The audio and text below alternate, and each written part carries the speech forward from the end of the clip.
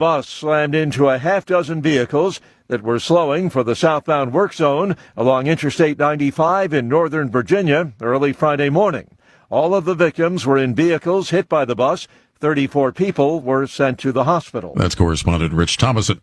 Louisiana Republicans passing on a new gerrymander on Friday that will eliminate one of the state's two Democratic majority black House districts ahead of the midterms.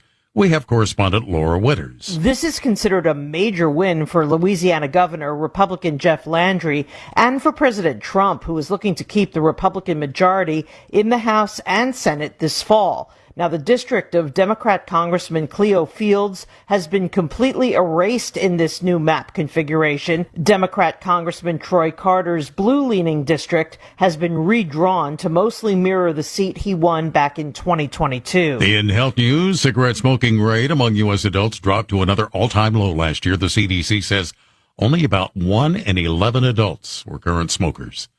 More on these stories from townhall.com. Just hearing the word IRS can make people break out in a cold sweat. No one wants to deal with the IRS, and now you don't have to. The good news is Legal Tax Defense has been successfully negotiating with the IRS for more than 15 years. It doesn't matter how much you owe, whether it's $5,000 or $5 million. You deserve the best in the business on your side, and that is Legal Tax Defense. Even if you're working with someone else and just want a second opinion, there is no cost or obligation to call. They can prevent levies, liens, wage garnishments, even file back tax returns. And the best news about Legal Tax Defense is they won't take your case unless they know they will reduce or eliminate your tax debt. Call Legal Tax Defense right now for a free, no-risk consultation. 800-292-7875. 800-292-7875. You have nothing to lose but everything to gain. 800-292-7875.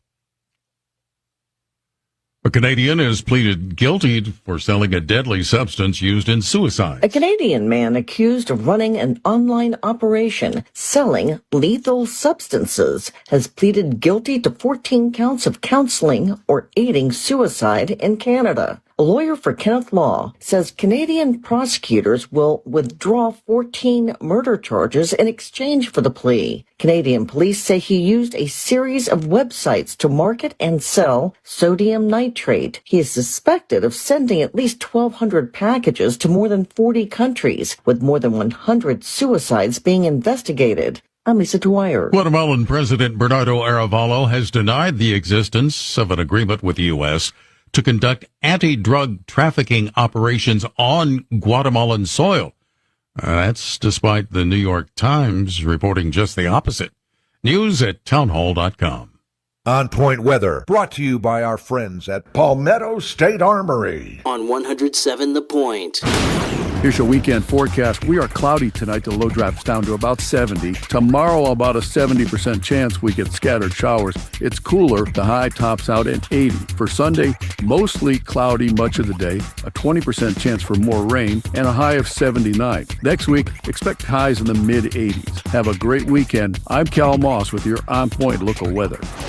WQXL Columbia, W264DF. Grills, outdoor kitchens, and fireplaces. Spring Sizzle starts with Bart. This is 107 The Point. This is The Point. Make thepointradio.com. The Point.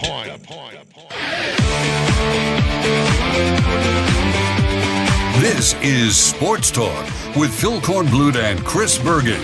Sports Talk is heard across the state on radio affiliates of the Sports Talk Media Network and is streaming live on SportsTalkSC.com, as well as Twitter, Facebook, and YouTube. The South Carolina Education Lottery lucky number to call in is 888-898-2525. That's 888-898-2525. Now, here are Phil and Chris with tonight's edition of Sports Talk. And good evening, everybody. Welcome to Sports Talk. It is finally Friday here on Sports Talk. Great to have you with us. Hope you had a terrific day. Looking forward to a great weekend. Short week we had, right? Short week. Kind of feels like it should be Thursday, but it's really Friday. So we're looking forward to the weekend. We were here Monday. Yeah, that's true, but it still felt off to me. Well, I was traveling Tuesday, so Tuesday Monday felt like a Saturday. Tuesday felt like a Sunday. So this should really be like a Wednesday. So, but it's not. It's Friday. No, we're not doing that. We're not giving any days back. That's for sure. Welcome in.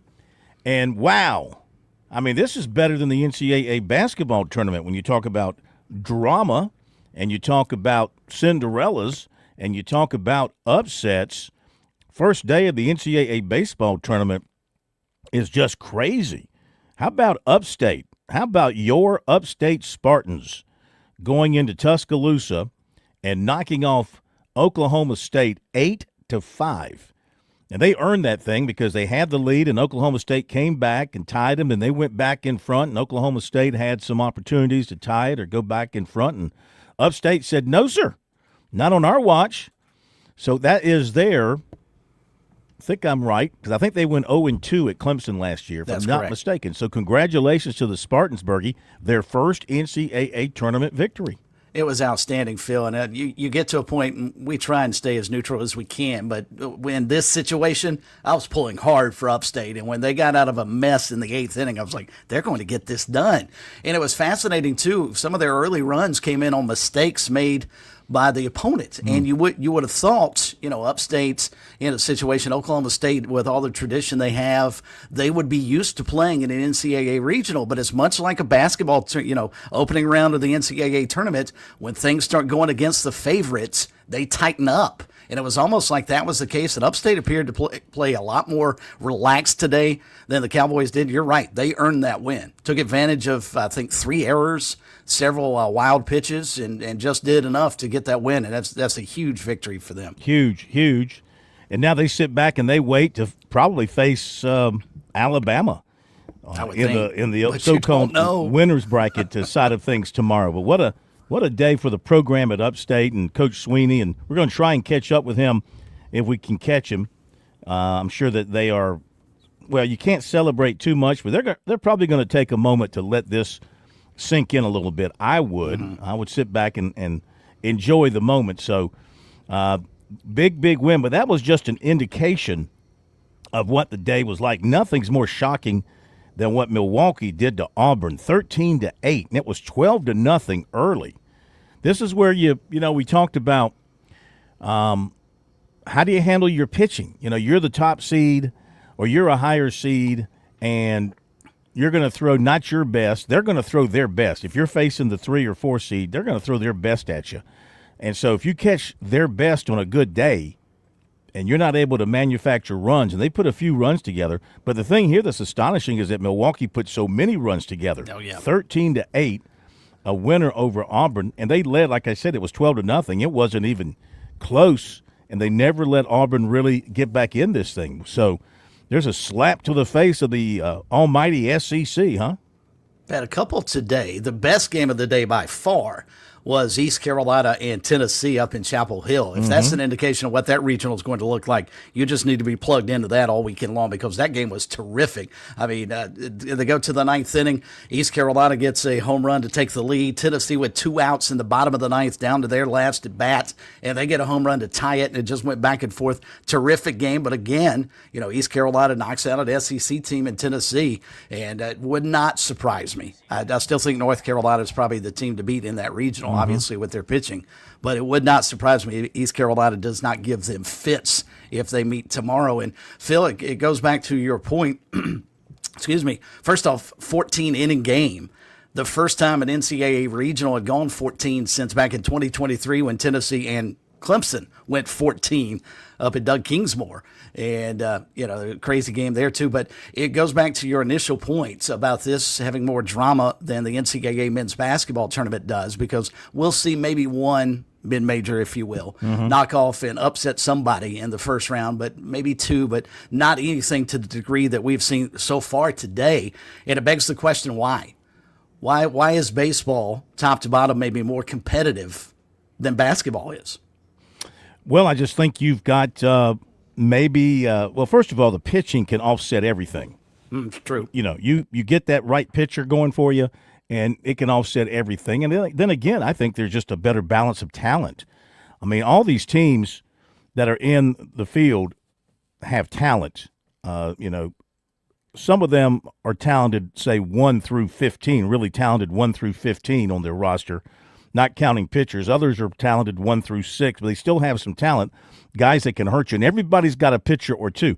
As Coach Holbrook said last night, you get to this stage, everybody's got 1 or 2 good pitchers. Now, the really good teams go deeper, of course, and they have a deep bullpen. But like I said, if you can have that kind of day, get good pitching, and have that kind of day, the lower seed can often win. And we've seen it before. We've seen the lower seed win. I just can't remember an opening day where it's been this full of drama and upsets. Kentucky won. Kentucky beat Wake Forest. Here is the Wildcats won this game in the ninth inning, top of the ninth. There was a tie game. Jace Farish reached on a single. With 1 out, he stole second. Then he stole third. Then he scored on a wild pitch to put them up. And then they set down Wake Forest in order in the bottom of the ninth to walk off with that win, 6-5. So, Kentucky, we questioned them being there last night. But, hey, they're advancing in the winner's bracket. And the stealing of third is going to keep Wake Forest's coaching staff up the entire night, Phil, because it should have never happened. I was watching that game, and basically he steals second, as Kentucky is wont to do. They're very good at running the bases. But then he almost strolls over to third, and they don't even look at him. They basically just allowed him to get to third in a tie ball game in the ninth inning. It's as poor a defensive mindset as you could possibly have. And the guys on TV just ripped Wake Forest for that, said that it makes no sense why you let him take third. And then they pay for it with the wild pitch, because if he's not at third base, he obviously doesn't score on the wild pitch. Yeah. All right, so let's go through the scores, and because there's other stuff going on. We can tell you that the Citadel game has been delayed because of rain in Atlanta, Citadel in Oklahoma. Now looking at, a 7 o'clock first pitch in Atlanta, and then you've got Coastal Carolina and Northern Illinois, and that's looking like right now it's scheduled for an 8 o'clock first pitch, and we'll see if that holds there. So going to be a little bit of a late night there for those of us in the state following these teams. But to give you an overview of the other games to this point, we've got the nation's number 1 seeded team, UCLA, on its heels right now. They're in the bottom of the ninth in Los Angeles, and it's 3-2 St. Mary's. St. Mary's scoring a run. It was a 2-2 game when I left the house watching this game, and St. Mary's scores a run to go up 3-2. And we'll see if they can hang on to that lead. It would be a huge upset. Now, massive. Here in the ninth, there is 1 out and 1 on for UCLA. They have a runner on first after a leadoff single and a strikeout. So they've got a runner on first, 1 out, and they're trying to catch up. A home run in the top of the ninth, a solo homer to right by Jack Johnson, of course. Why wouldn't Jack one out of there? Jack Johnson, homer to right to put St. Mary's up, and we're watching that one closely. Florida State is only leading St. John's 2-1 in the top of the fourth. So, if you're Coastal and you can't count your chickens now. After watching everything that's going on today, I'm sure that Kevin Schnall's telling his guys, hey, man, don't take anything for granted. You got to go play great baseball. But you want to see Florida State burn as much pitching as possible. They're only up 2-1 in the top of the fourth against St. John's. Here's another one that is teetering on the brink of a major upset. Lamar is leading Texas A&M 5-3 in the bottom of the seventh. So that one is in danger as far as a national seed is concerned. Nebraska is leading South Dakota State in the seventh, but it's only 2-1. West Virginia is leading Binghamton in the bottom of the fourth, but it's only 2-1.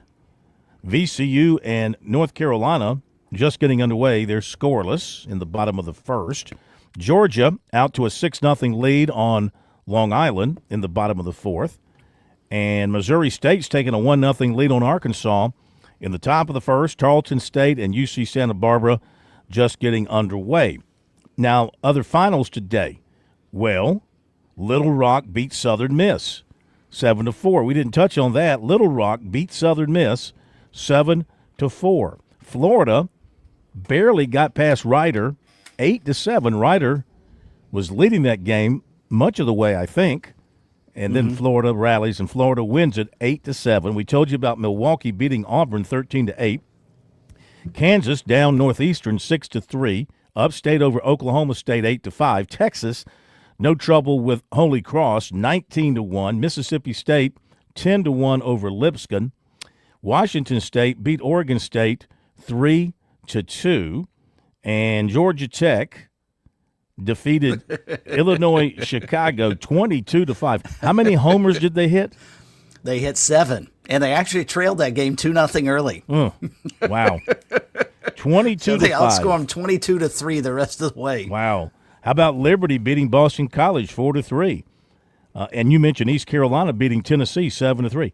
So I don't know what the total is of the lower-seeded teams beating the higher-seeded teams today, but it has to be a pretty significant number. Would you say it's like 6 or 7 or 5 or 6? It'd be close to getting to half of the games that have gone down thus far. The lower seeds have won and advanced into the winners bracket. I mean, it's been a remarkable day. And again, St. Mary's is 1 out away from beating UCLA. Wow. I mean, the only thing that saves the difference is, of course, it's sudden death in the basketball tournament. Here you have the benefit Good point. of double elimination, because in baseball the theory is, pitching is so important. You've got to test your pitching. Thus, we'll do double elimination to test everybody's pitching, how deep your pitching is. Really, they should go to single elimination. There's no reason to have double elimination. Just have single elimination, just like they do in the SEC and ACC tournaments now. But Could you imagine? Yeah, I know that will never happen. That will never happen.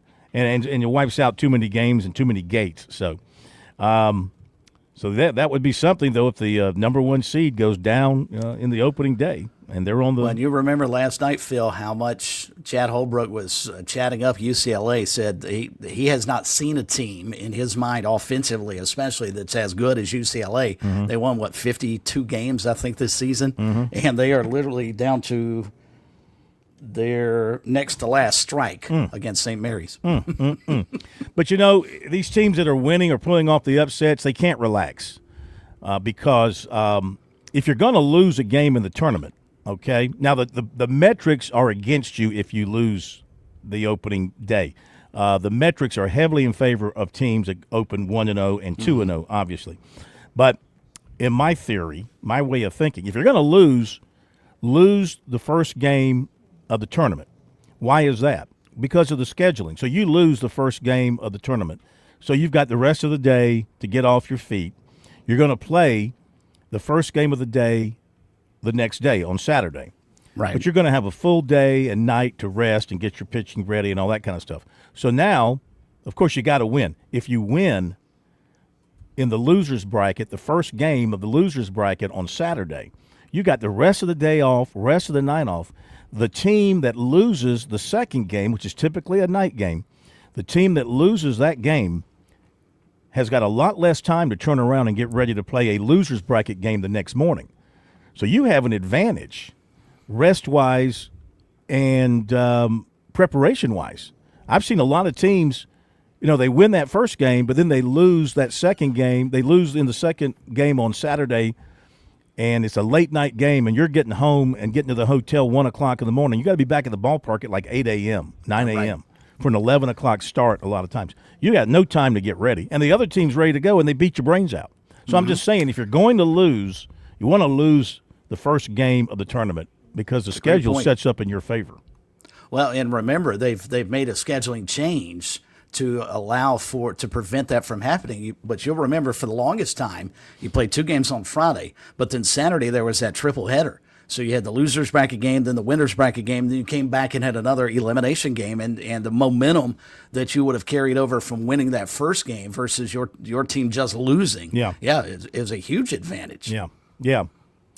By the way, Kendall Rogers of D1 Baseball reported today that Coastal Carolina coach Kevin Schnall and West Virginia coach Steve Sabins are the top 2 candidates for the South Carolina vacancy. So there you go from Kendall Rogers and his Sabins' sources. Name at all, have we? No, we have. That's been one of the names that the insiders have been posting and talking about. Gotcha. With Sabins. Saw him last year at Clemson. He brought West Virginia into that regional. It was upstate in Clemson and Kentucky and West Virginia, I believe. And I believe West Virginia, I think they won that regional last year. Yeah, they sure did because Yeah, they certainly did win that regional at Clemson last year. So he's only in his second year as the head coach at West Virginia, but he's been there a lot of years, you know. And so, you know, if you're given the opportunity to come back to civilization and leave West Virginia, I think you jump all over that, you know. And he's got teeth. That's unlike most people in West Virginia. He's got a full set from what I They want to saw. run him off because of that. And by the way, St. Mary's has upset UCLA and How just about went that? final. How 3-2. about that, Plumber? The Plumber's here. How you doing, Plum? Fine and dandy. Good. All right, our phone number, 888-898-2525 if you want to join us. And our text line number is 803-900-4847. Clemson got a commitment again today. Julian Cromartie, the son of Antonio Cromartie. They couldn't get Antonio Cromartie when they recruited him out of high school. He went to Florida State, became a great, and then went to the NFL as a first-round pick. But they got the son. If the son's half as good as the dad, they got a good player. No doubt. He's a tall wide receiver at 6'4". We'll be back after the break.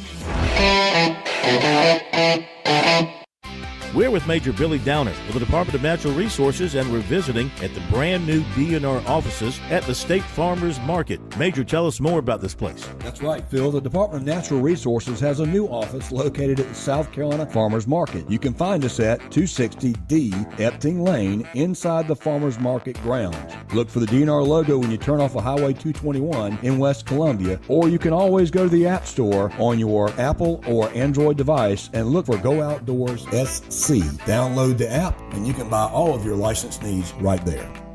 Visit GoOutdoorsSouthCarolina.com today. Hi, I'm Jim Corbett. I've been an attorney for more than 30 years. There's one thing I've learned about injury cases. It's you need the personal touch. You need the lawyer to get to know you and describe your damages. You don't want a case manager talking to an insurance company and then talking to you and then talking to maybe to a lawyer with limited experience at the last minute to try to settle a case. I talk to you, I find out what your case is about. Jim at JimCorbettAttorney.com. Jim at JimCorbettAttorney.com for your injury cases.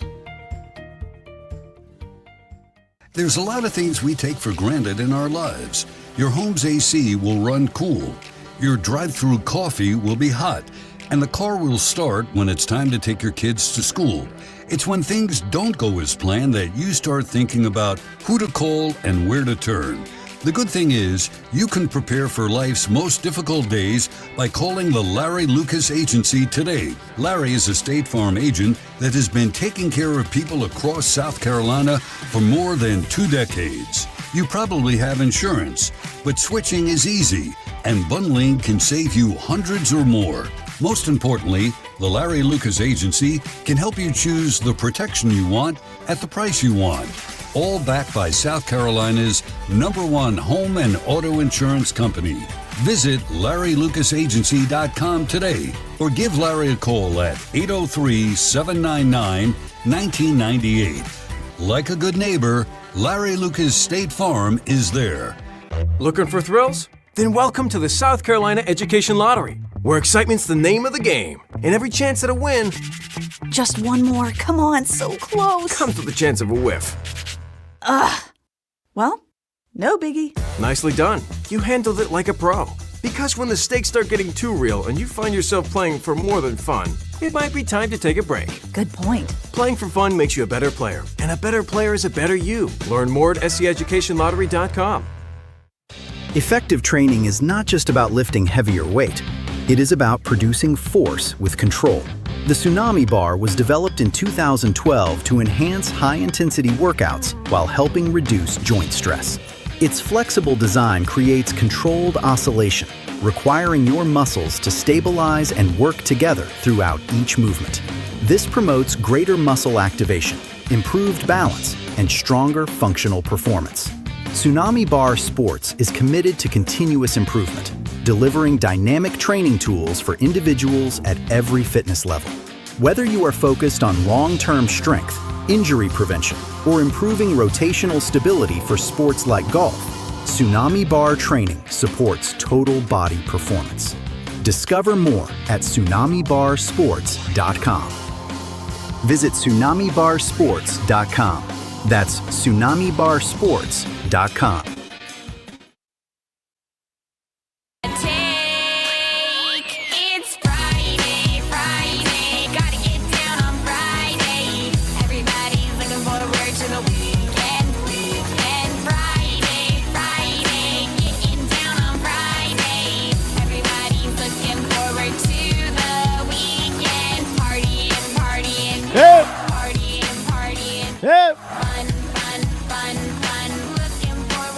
All right, good to have you with us. If you're listening to us over the airwaves around South Carolina, great. Glad you're listening to the best radio stations in America, the stations of South Carolina. Local is the way you want to go when it comes to your listening. Now, if you leave the state and you want to find us, then we appreciate you dialing us up on our YouTube channel.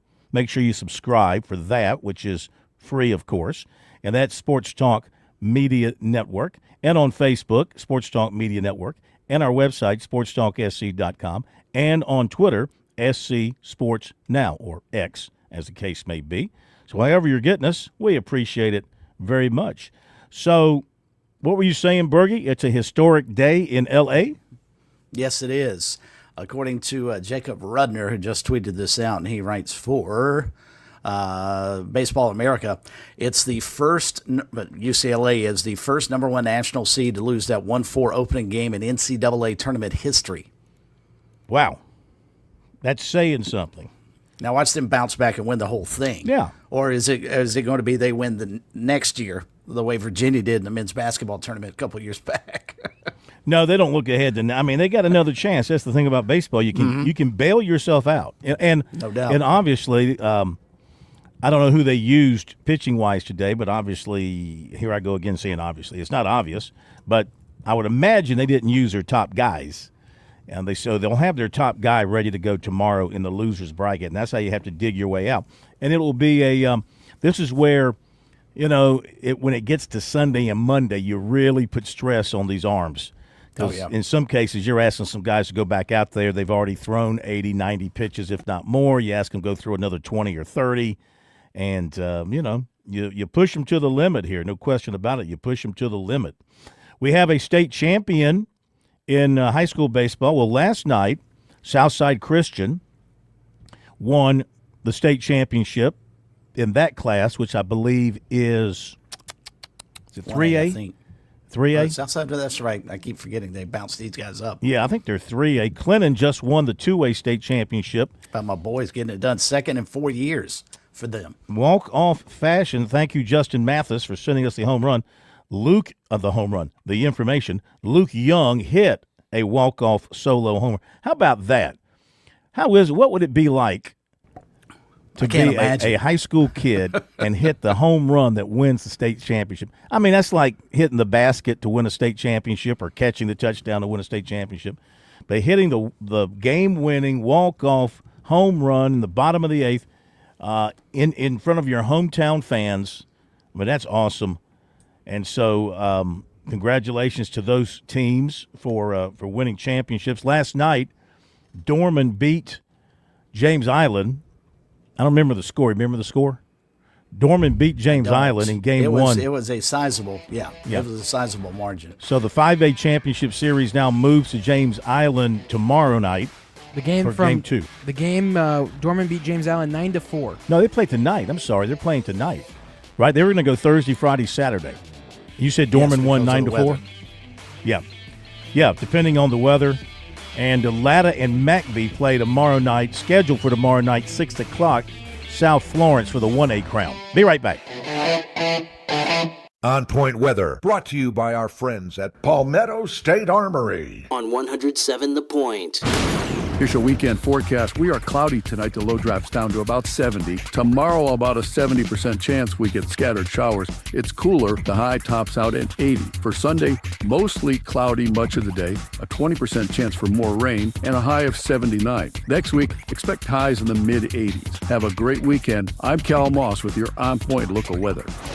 At Palmetto State Armory, we offer the largest selection of guns and ammunition at unbeatable prices. Our knowledgeable and friendly staff are here to provide personalized assistance, ensuring you find exactly what you need. If you enjoy outdoor activities like hunting, camping, or hiking, our clothing and outdoor gear collection has got you covered. We also feature an exceptional indoor range facility where you can experience the thrill of shooting in a safe and controlled environment. Visit us today at PalmettoStateArmory.com or your local retail store. Palmetto State Armory, American made for life.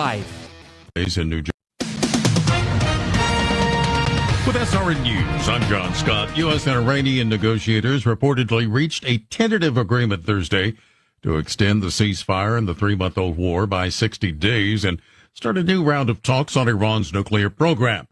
Iran did not immediately confirm any deal, and President Trump has not yet approved it.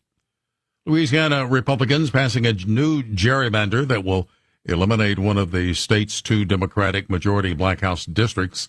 This comes ahead of the midterms. A fire on an Amtrak maintenance train near New York's Penn Station has injured 5 people and disrupted the service for many commuters. The overnight fire caused train delays in New Jersey Transit and Amtrak rail service into New York, and it briefly suspended the Long Island Railroad service on Friday, earlier today. This is SRN News.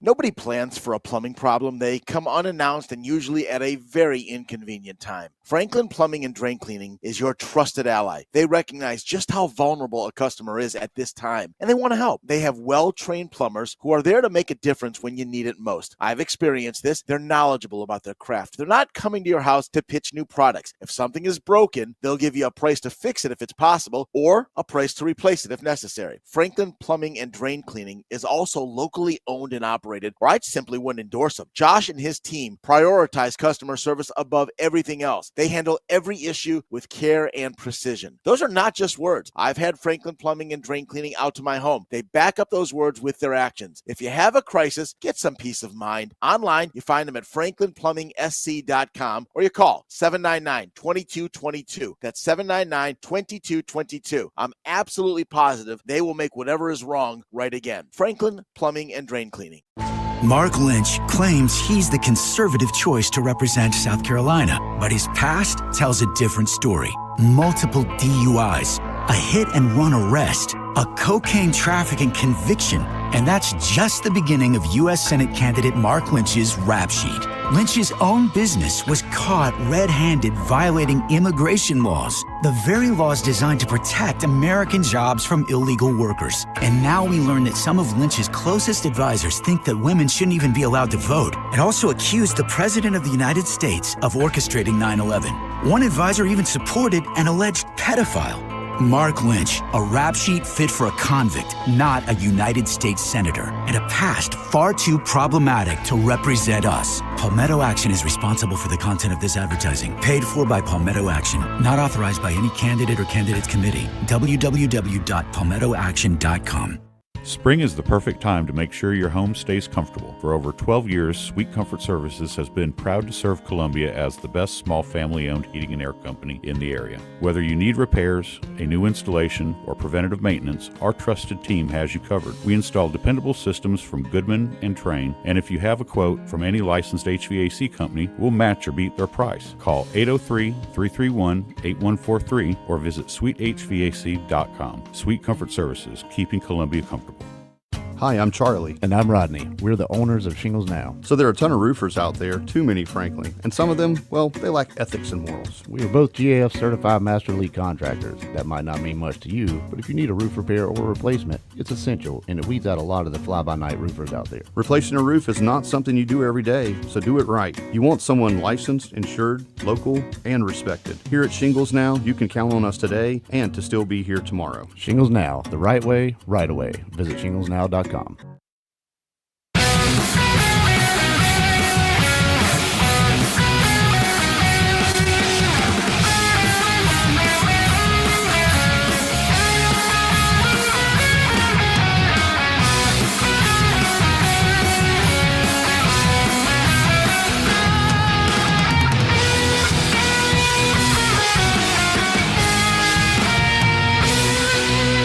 All right. Update the baseball, then Rudy's going to join us for one final swing at this baseball campaign. Florida State now up 3-1 on St. John's. Texas A&M has caught Lamar 5-5, bottom of the eighth. Nebraska 3-1 on South Dakota State. West Virginia now up 5-1 on Binghamton. North Carolina 3-0 on VCU.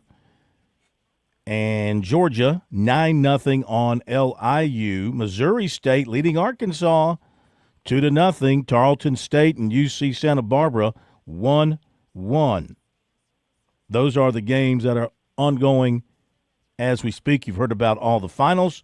Let's touch them all one more time this baseball season in South Carolina. We welcome Rudy Jones Back to Sports Talk, a reminder to make sure that even though the season's coming to a close in South Carolina, baseball never ends in the mind of Rudy Jones.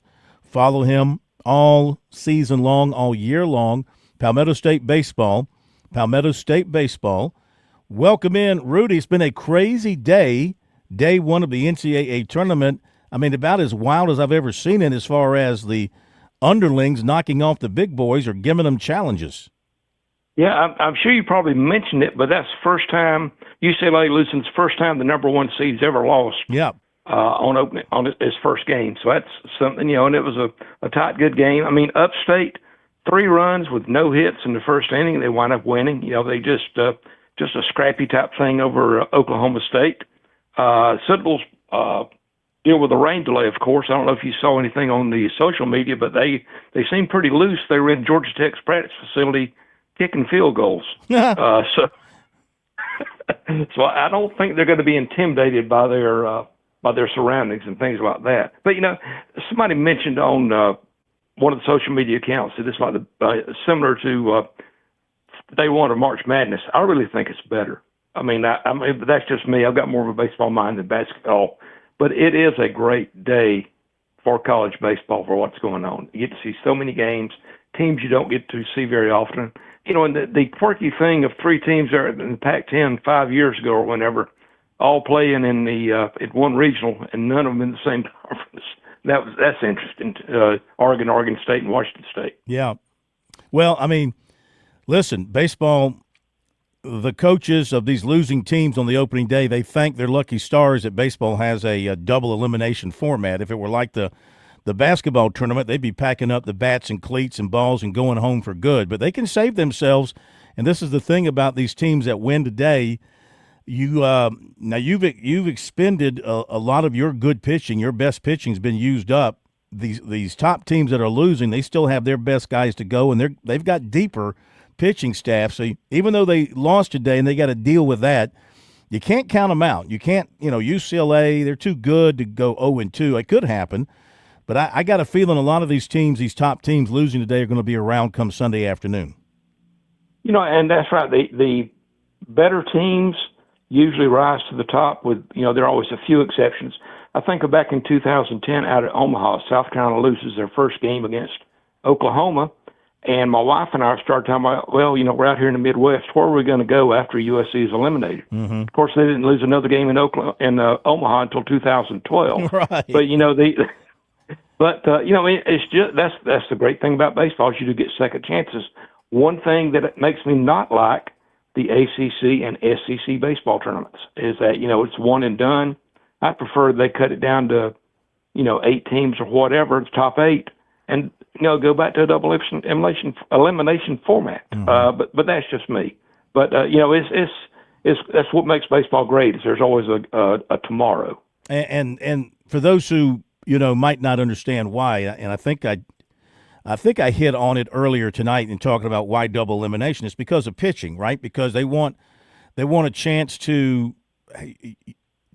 test the pitching on the various teams, and by double elimination, it gives you a chance to use more of your pitching. If you're a losing team that first day, you can use your pitching in the latter rounds. It tests the pitching of the other teams that might have won. Is that the theory behind having double elimination in baseball tournaments? I don't know why exactly, other than just the fact that, like in the major leagues, it's always a multi-game series, and they try to replicate that as best they can. It's not practical, say in the midweek, except for very rare occasions that you play back-to-back games against the same team. It does happen, Mm-hmm. but teams gearing up for the weekend, and it's just the way they build the whole team is that 3-day series of we're here. Keep on going. I think that's where it comes from, basically. But it does serve as a good test to see how just good you really are. Yeah. We've all seen instances in another sport when the team that looked better did not win in a single elimination type things. Generally, the better team is going to prevail over a long series. Not always. And I think that's one advantage to the series type setup and double elimination. Well, I think, too, going back to the pitching idea, I think the thinking might have been, too, you could be the better team, but you just run into a single hot pitcher on a given day who shuts you down, and you lose that game. And so now you do have a chance to redeem yourself, and that team still has to prove itself with this depth of pitching. I mean, imagine that, back in the day, it was single elimination, and you're facing Roger Clemens. Okay, that's you're going out to face Texas and face Roger Clemens. Yeah, you might as well pack your bags, before you even get out there. So it gives you a chance to redeem yourself and have a chance to stay alive. What about Upstate and their first ever NCAA tournament win? I mean, another step forward for the Spartans. Yeah, I mean, they, like I say, they got their early lead. Oklahoma State came back and tied them. No panic. And, time after time, the Upstate allowed, well, I won't say allowed, but Oklahoma State got runners on base, and Upstate pitched out of it. They struck out 10. They made Oklahoma State leave 13 on base. A lot of times, and let's face it, sometimes you see a team get on the big stage and, maybe their collars get a little bit tight. Now, granted, Upstate played last year, so they were familiar with the experience. And, I think part of it was just they approaching it one game at a time or one at bat at a time or whatever it may be. They didn't panic after they were unable to keep the lead. And once they did get the lead, they didn't get nervous or antsy about the fact, this is Oklahoma State. They're going to hit 100-something home runs this season. And, when they're going to hit one. But they just maintain their poise. And I think that's a big thing about success. So you've been following the high school scene very much now that the state championships are being determined. We had Clinton win one today. Southside Christian won one last night. We might have had another one. No, I tell you what, we had who was it? AC Flora, and who were they playing? AC Flora last night. They went into the wee hours of the morning in that game last night, and that series continues. It was AC Flora and was it River? I think it was River Bluff. AC Flora, River Bluff. I mean, exciting time for high school baseball too. And I mean, our state this year in particular is just loaded with talent. We got so many players going to SEC, ACC teams, or perhaps even directly to the draft. High school baseball in our state is very strong, and it spills over into American Legion coming up this summer and to the other summer leagues that these players will go and play in. Yep. And, I grew up in the 60s when American Legion was pretty much the only summer alternative that kids had, and it was good baseball. And there's been a heritage of good baseball in the state of South Carolina. Like you mentioned, so many guys like that. And I think, I can't remember if I mentioned it to you or someone else, that, South Carolina has kind of, University of South Carolina has kind of gone away from recruiting the in-state kids, whether it's by the design or by the fact they didn't click with the high school coaches. And I think whoever comes in is going to make sure that they have a good relationship with high school coaches in the state, because very often a kid grows up wanting to play for his state school, as opposed to, settling's not the right word, but ending up going to a Mississippi State or a Wake Forest or wherever it is. Easier for the parents and friends to see him play in state than it is to go somewhere else, hundreds of miles away. And I just think, with the caliber of talent too, that, getting good in-state players is very important. I think Clemson, maybe to a little bit lesser extent than South Carolina, also has gotten away from recruiting the in-state players so much. And I think they're missing opportunities. No question. It was Airport and Flora last night. Bergie corrected me on that. Airport and Flora. But they were playing. I was watching Lou Bajak and Chris Deering posting on X like 1:15, 1:30 in the morning. And, as a reporter, I mean, your job is to be there until the very end. But, they're like, whenever somebody got somebody on base with a chance to end the game, like at 12:30 or something, they're like, come on, man, let's get this thing over with. And that thing went on to about 1:30 in the morning last night. True. So 2-1 in 10 innings. Flora won at 2-1 in 10 innings. You don't necessarily pull for the home team. You just want the game to end as soon as possible. And I saw Clinton won today on a walk-off, so that's good too. Home run. Just seeing this little home run. I saw in the this bottom little of the clip, eighth. and I saw this little clip, and the stands were full. The field was surrounded with people watching it. And that's a great feeling for the community of Clinton. Of course, we both know Monty Dutton, who's a longtime media personality. Monty covers them. But, I mean, that's one thing about those small towns like a Clinton or a Newberry, others like that, even Somerville to an extent, is they've still got that city pride and civic pride that you don't maybe have in a school that's got 6, 8, 10 high schools. You know, there's nothing to the community doesn't rally around a school where you got multiple high schools. But that's great about these smaller cities. Yeah, I agree. That's one of the beautiful things about single town and single schools, man, because everything goes into that school, and the support is incredible. So, well, we're going to let you go. What do you do in the off season of baseball? I mean, how do you off season around here? I know you got Major League Baseball going on, and the colleges will pretty much be done here pretty soon. But how do you fill your time until college season rolls around next February? I'll probably start checking out the transfer portal, see who's in and out, things like that, try to keep up with that. I know they've changed the setup a little bit this year, but I'm sure that some names will start dropping as people have made choices soon. I think you actually can officially go into maybe June 1st, but just things like that. Watch the Braves and the minor league teams, some like that, and just, I don't know, like Rogers Hornsby, just sit in the winter and just sit out and stare out the window, wait for baseball season to start. Hey, we just got a text message that maybe you know the answer to. This is from the 843. Does travel ball affect Legion ball? I would think it would. If you're playing on a travel ball team, you'd have a hard time playing for a Legion team, wouldn't you? Yeah, I don't know what the eligibility issues are as to whether you cannot play one versus the other. If you're playing one, you can't play the other. But, I think that a lot of times parents may get the starry eyes of that fact, we're going to be playing in, umpteen different states this summer. Y'all are just playing local kids in Legion ball. But, again, it gets back to that civic pride. When I was a kid, I used to, kids from Traverse Rest, where I grew up, played for Greer Post 115. And, they played a 16, 18-day schedule, what it was. And if they were at home, I was over there with some friends watching it. Travel ball, again, is tough to do that. But, I think a lot of it is parents being driven that their little boy or girl is going to be the next, Aaron Judge or whoever you want to call it. And, that's not going to happen in 99.99% of the cases. No. If it happens to do it, but playing Legion ball versus travel ball, I don't think is going to make the difference in you being seen by college coaches or pro scouts. If you're good, they're going to find you. Yeah, that's right. Because there's bird dogs out there everywhere looking for talent, baseball fields all over the country.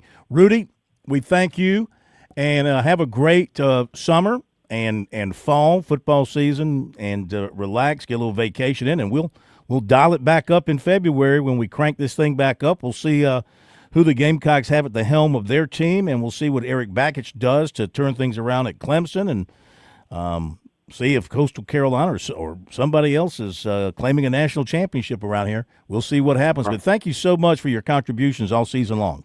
Appreciate it, Phil, Rudy. thank you for taking the time to have me. Thanks, guys. I really enjoyed it. Same here, Rudy. Thank you. If he weren't a sports writer, he'd be the mayor of Travelers Rest or the emperor of Travelers Rest. Rudy Jones. Bad job. Yeah, really. Appreciate Rudy being with us tonight here on the program. All right, let's run to the break, and we'll come back with the recruiting report for you tonight. And then in our second hour, Jeff Owens will talk about the NASCAR scene heading into Nashville this weekend. Then we'll have birdies and bogeys on turf coming up for you at 7:35. George Bryan, Larry Maddox, and maybe another guest. We'll be chopping it up about the great game of golf. And we'll be back after the break. This is Major Billy Downer with the South Carolina Department of Natural Resources. Boating season is here, and as you get ready to go out on the water this spring and summer, make sure you have all the required safety equipment on board. Check for a sound device. A horn or whistle will suffice for most boats. Inspect all of your life jackets. Make sure they're in good condition and are the correct size for all of your passengers. If your boat is over 16 feet, you will need to make sure you have an approved throwable device on board as well. Remember, boating safety is no accident. This spring, Founders Federal Credit Union is giving you a fresh start. Open or access your home equity line of credit and get 4.99% APR on funds drawn from April 1st through May 31st. That's more in your pocket for home improvements or even that vacation you've been dreaming about. The possibilities are endless. Imagine a fresh start this spring with financial flexibility and peace of mind. But hurry, this special offer ends May 31st. 4.99% promotional APR expires December 31st, 2026. APR will then revert to the standard variable APR, currently 6.75% to 11.75%. Plus, you'll enjoy competitive rates designed to fit your budget. Don't miss this chance to turn your home's equity into something memorable. Relax, your HELOC just got more powerful. Visit foundersfcu.com/HELOC for more information. Membership qualification required. Institution NMLS identifier number 410646. Equal housing lender. See website for details. Traveling can be the worst, especially when you can't find your favorite show. Well, don't worry. We've got the perfect way to keep up with everything happening in the Palmetto State when you're away from home. Just pull up the Chief Sports app on your mobile device, and you can listen live to Sports Talk. All right, welcome in, everybody. Sports Talk Media Network. So the next time you can't find us on one of our great radio affiliates, just log on to the Chief Sports app, the best way to stay connected with the Sports Talk Media Network. There's people that go their whole education without having an African-American teacher. So when I received my lottery-funded life scholarship, I knew I wanted to choose a school that had the Call Me Mr. program. Their mission is to recruit and retain teachers to be those role models for students in underserved areas. And that's what I want to do for my students. More role models means a better South Carolina. And a better South Carolina means a better you. Visit sceducationlottery.com/betteryou.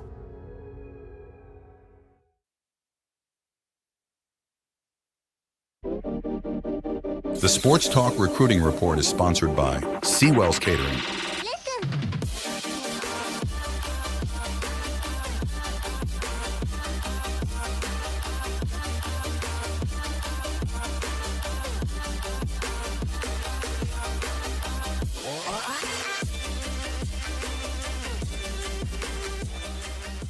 Let's dive into recruiting here on Sports Talk. Brought to you by Seawells.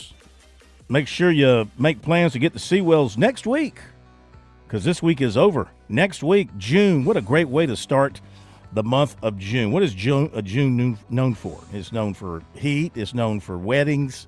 A lot of people get married in June, right? And it's known for roast beef. Seawells and the daily luncheon buffet. Absolutely.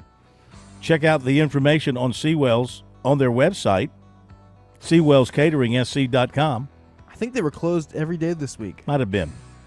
Usually holiday weeks they might shut it down, but sometimes they'll put the word out there. They didn't let me know. Maybe they left town, didn't tell us.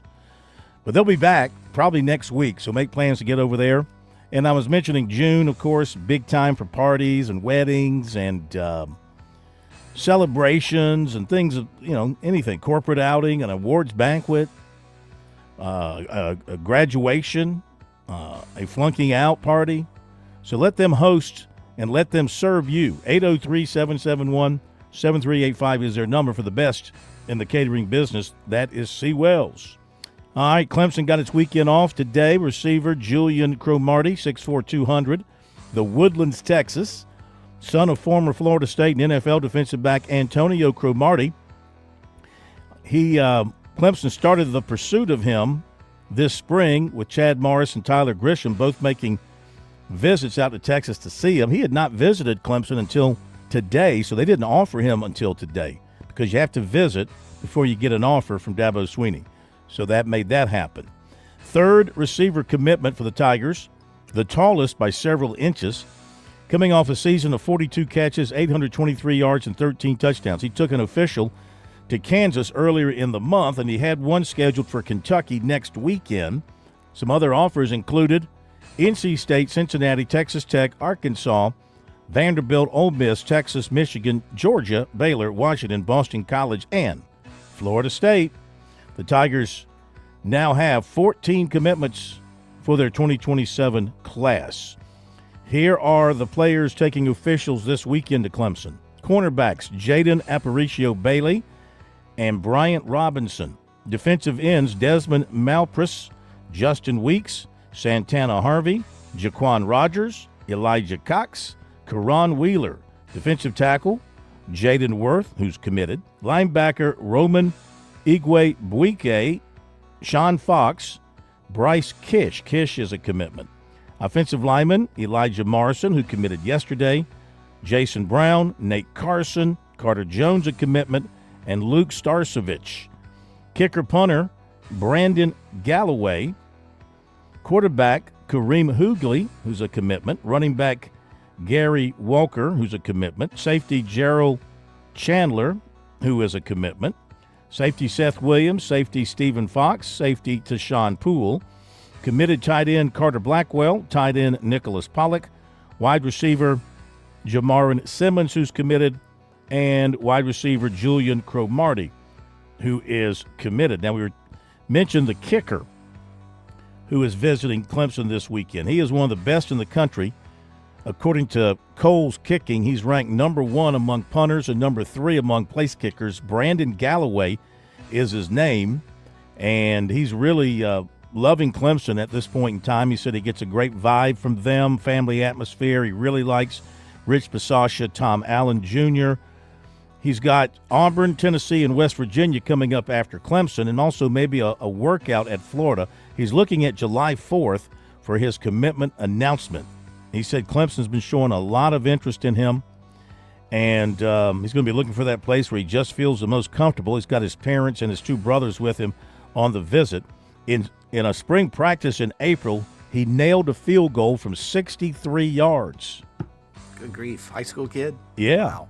And it looks to me like, just looking at his pictures and his video, it looks like he punts with his right leg and place kicks with his left. Does that make sense? Huh. I think that's what I'm gathering from what I'm seeing here. We have a picture of him punting on our story, and that's a right-legged punt. And then the video I saw of him booting a 63-yarder was left-footed. I need to ask him that question. That's crazy. What word would describe what a talent. Punting with one leg and kicking with the other? Is there a word for that? Ambidextrous. Could be. Instead of ambidextrous. Could be. With your arms, you could be Look that up, Plummer, and tell me what you find. Clemson target safety Seth Williams has set an official visit to Ohio State for June 19th. He's at Clemson this weekend.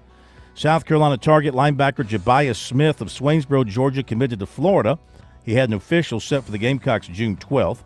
2028 wide receiver Jaden Jones of Pittsburgh plans to camp at Clemson on Tuesday. He also plans to camp at South Carolina later in the summer. Defensive end Peyton Bishop of Dutch Fork named a top 5 of Mississippi State, Georgia Tech, Tennessee, Kentucky, and Virginia Tech. 2029 running back Braden Bolts of Crestwood was offered by Alabama. This guy must be special in the eyes of the recruiters because he's just racking up the big ones. South Carolina third baseman Dawson Harmon going back to the free agent market for the second straight season. In 40 games this year, he hit .227 with 5 homers and 21 RBIs. Give you a little more recruiting insight after the break. You got something, Plummer? Andy Peddle. Oh, okay. We'll be back.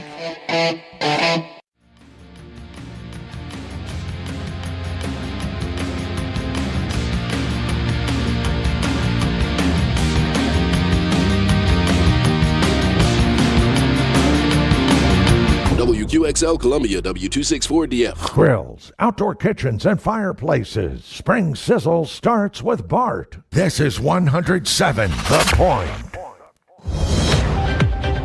News this hour from Town Hall. I'm John Scott. Tension still high in the Middle East, even after word that a deal with the U.S. may have been reached, something Iran did not immediately confirm. As ceasefire talks between the U.S. and Iran drag on, the truce has come under another test. The U.S. has carried out a series of strikes on Iranian targets this week, most recently on Wednesday night. It says these strikes are in response to Iranian threats. In the latest incident, Kuwait says it was attacked by Iranian missiles and drones. Iran confirms that it launched a fresh attack in the region. It says this is in response to American aggression. Now, these clashes have not caused the ceasefire to collapse, but they have left the Middle East on edge. Correspondent Joe Fetterman. Meanwhile, President Trump held a White House Situation Room meeting with his advisors as he looks to make a final determination on moving forward with a deal to extend the ceasefire. A Russian drone that was part of an overnight attack on Ukraine has crashed into an apartment building. It happened in eastern Romania, injuring 2 people. The Russian drone was tracked by radar in Romanian airspace and crashed onto the roof of a building in Galati. The impact followed by a fire. 2 people suffered minor injuries and several others were evacuated. In response to the crash, NATO member Romania is asking the alliance for a faster transfer of anti-drone capabilities to its military, calling the drone's flight a serious violation of international law and the worst incident to hit national territory since Russia invaded Ukraine. While Romania has confirmed drone fragments on its territory on multiple occasions since the war started, no one has previously been hurt in any of the incidents. I'm Charles de Ledesma. In Louisiana, lawmakers passing a new congressional map to pick up a Republican seat while leaving the state with one of its 2 majority Black House districts. The map approved Friday, designed to give Louisiana a 5-1 split in Republicans' favor. Governor Jeff Landry expected to sign it. More at townhall.com. In the military, the mission was clear. You knew what to do. Now, the mission has changed. Stepping into civilian life isn't about finding a job. It's finding your purpose. I wanted a career that would leverage the skills and discipline I gained in the military. IT just felt right. My Computer Career offers class schedules that fit into your life and skills in high demand. Put your VA benefits to work. Visit mycomputercareer.edu/CWP to jumpstart your IT career today. An elite CompTIA certification partner. Financial aid is available to those who qualify, including VA benefits. One nation under God. Here's Franklin Graham. I'm inviting you to join with us and to pray for America. Pray that we as individuals and as a nation turn to the God of our fathers, the God of the Bible. As we approach America's 250th, join Franklin in praying for our nation every day. A new prayer is posted daily at onenationundergod.com. Invite your friends and family to pray too. onenationundergod.com. Supreme Court Justice Amy Coney Barrett has been targeted in a swatting incident. No one was hurt. Correspondent Laura Winters with a call that touched off an emergency response. There is an LOI for this address that has 24-hour security coverage for a high-priority resident of the county. You're listening to the 911 call the moment officers are immediately dispatched to the home of the Supreme Court Justice. This after a swatting call is made about shots fired at her Fairfax, Virginia home. Make contact with security that's on scene. They should be outside and explore. He said he hasn't heard anything. Barrett has 24-hour security, and it was quickly determined the call was bogus. Laura Winters reporting. The Dallas Fire Chief says firefighters on Thursday were preparing to evacuate residents due to a reported gas leak when an apartment building exploded, killing at least 3 people. 5 people were injured. News and analysis at townhall.com. On Point Weather, brought to you by our friends at Palmetto State Armory. On 107 The Point. Here's your weekend forecast. We are cloudy tonight. The low drops down to about 70. Tomorrow, about a 70% chance we get scattered showers. It's cooler. The high tops out at 80. For Sunday, mostly cloudy much of the day. A 20% chance for more rain and a high of 79. Next week, expect highs in the mid-80s. Have a great weekend. I'm Cal Moss with your On Point local weather.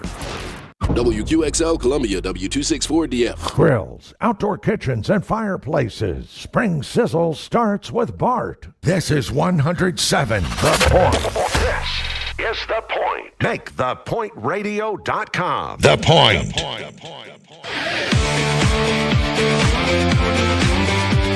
Welcome back to Sports Talk on the Sports Talk Media Network. You can reach the guys with the South Carolina Education Lottery lucky number, 888-898-2525. That's 888-898-2525. Now back to Phil and Chris with the second hour of Sports Talk on the Sports Talk Media Network.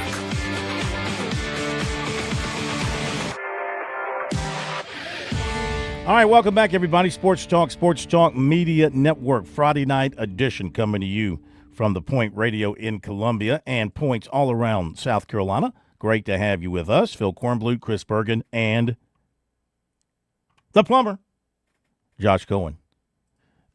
Our phone number, 888-898-2525. Our text line number, 803-900-4847. Text line number brought to you by Larry Lucas, State Farm Insurance, Columbia and Lexington. You probably have insurance, but switching is as easy And bundling is as easy as calling Larry Lucas, and they can save you hundreds or more. LarryLucasAgency.com, LarryLucasAgency.com, or 803-799-1998, 803-799-1998. In Lexington, 803-359-0770. Our poll question of the week, which we will put to bed tonight, was the ideal number of teams for the college football playoff. Of the votes that came in, 87.5 settled on 16. 12.5 settled on 12. Nobody voted for 24 or 32. So we thank you for participating in our poll question of the week. Brought to you by Larry Lucas, State Farm Insurance as well. And a text message in from John in Pamplico. That's the beauty of my favorite sport, baseball. On any given day, any given team can win, whether they're stacked or not. Yeah, I'd say that's the beauty of baseball. Not only that, there's no clock. You got to get at least, depending on which level, but let's just say college and major league, you got to get 27 outs, and no clock's going to save you. Even when you're trailing 22-3, you still have to stay in there for 9 innings. Would you like to see the run rule in the tournament?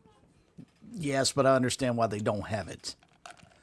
Because I'm sure the coaches say, well, look, if you have to use your pitching to win your game in the 3-4 or the 2-3 matchup, then I've got to use all my pitching, so you might as well have to use yours as well, even though you're blowing them out. So I get it. I mean, that game was over by the 5th inning. They could have called it then, but I understand why they don't. Yeah.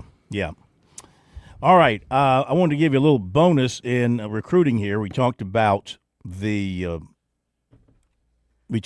players who are visiting Clemson this weekend, and the official visits, as Clemson's having one of its 2 official visit weekends. They will have another one in a couple of weekends, which will be much smaller. And South Carolina, of course, already had one weekend for official visits. Then they had a Sunday for a major recruiting gathering. And then they're going to have official visits each of the next 3 weekends, the 5th, the 12th, the 19th. And then things go dead. After the weekend of the 19th, the dead period hits. This is when I get on my knees and pray to a goalpost somewhere, Bergie. I don't know what direction I'm facing. But that's a great time of the year because it goes dead and it doesn't go live again until the end of August. So that's a nice extended dead period where you can't visit players and they can't visit you. But now players will be making their decisions. They'll be making their commitments and all during that time. It doesn't stop them from doing that. But what I wanted to add to the recruiting tonight was some of the other scheduled official visits of players that are of interest that we've been following. So other official visits scheduled for this weekend. And, of course, everything is tentative until they show up. But some of those who we've been following taking other official visits, you've got Aiden Wiggins from Duncan from Burns, who is visiting Auburn, and Clemson target Nash Johnson, a cornerback. These are cornerbacks from Powder Springs, Georgia, who is also visiting Auburn this weekend. A big Clemson target, defensive tackle Segan Alexander from Rabun Gap, Georgia. He's going to be visiting California this weekend. Another Clemson target, Caleb Spivey, defensive end from Alexander City, Alabama, is visiting Duke this weekend. And Alex Johnson from Catawba Ridge. The in-state schools didn't do much with him. He's 6'4", 225 defensive end. He's visiting Louisville. These are all scheduled now. He is scheduled to visit Louisville this weekend. Let's see. Andrew Rogers, who is a South Carolina target, defensive end out of Greensboro, North Carolina, scheduled for North Carolina this weekend. And let's see. Tyson Washington, a Clemson target, linebacker, scheduled for Syracuse this weekend. Then you've got, let's see who else is here that is of interest to us. That is it. That is it for official visits that I have recorded at this point in time of players that we've been following who have some sort of ties to Clemson and South Carolina. So, or in the state.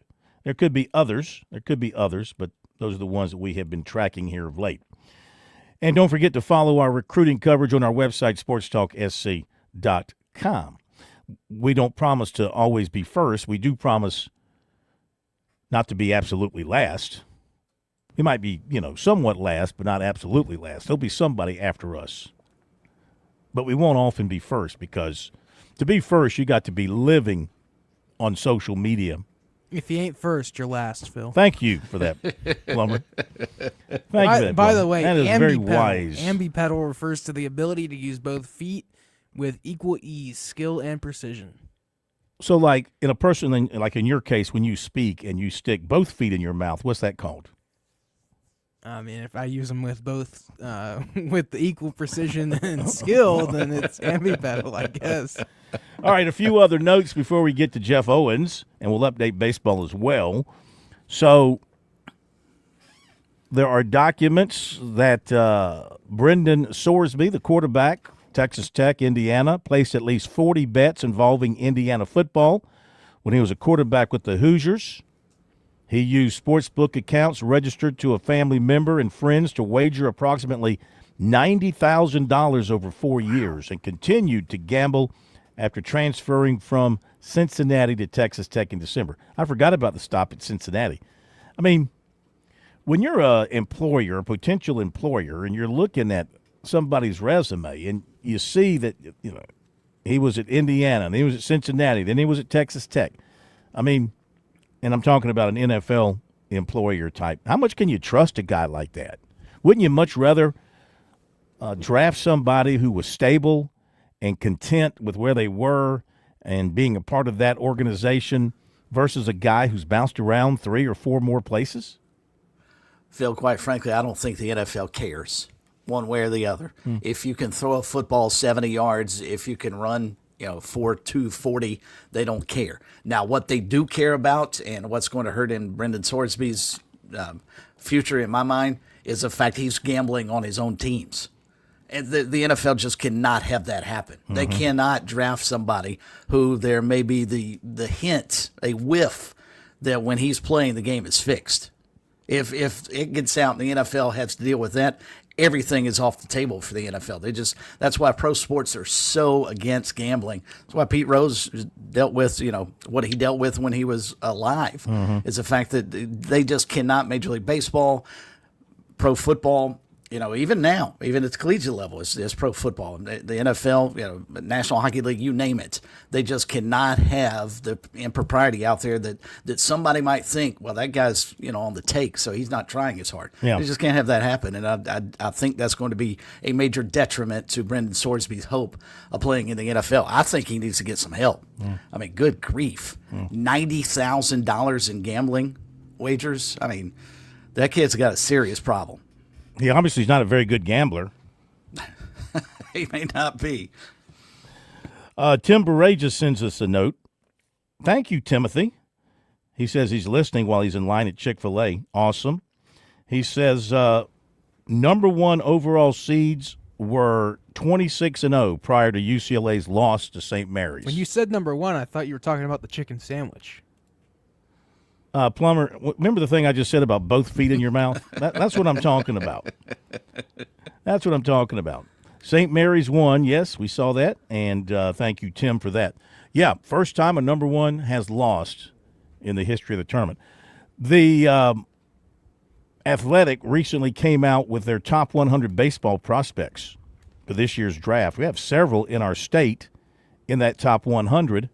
Coastal Carolina right-handed pitcher Cameron Flukie is ranked number 19. Christchurch shortstop Bo Lawrence is ranked number 20. Southside Christian left-handed pitcher Carson Bowman is ranked number 29. Shortstop Taj Marchand of James Island is ranked number 50. And Clemson right-hander Aiden Kanak is ranked number 89. The draft will be coming up. When is the draft? Is it late June or in July? Didn't they move it away from the College World Series? They did. Wasn't that the big, the coaches were complaining so much that the kids were almost as concerned about whether or not they were being drafted and understandably so, as they were playing the game. Yeah. So I'm guessing, I won't speculate. I'll look that up for you. Hey, Plummer, I need the I need the theme song as the NIL churns. And please. by the way, it's July 11th. Thank you, July 11th. In Philadelphia. As the Smart. NIL churns, please. Yes. Hurry.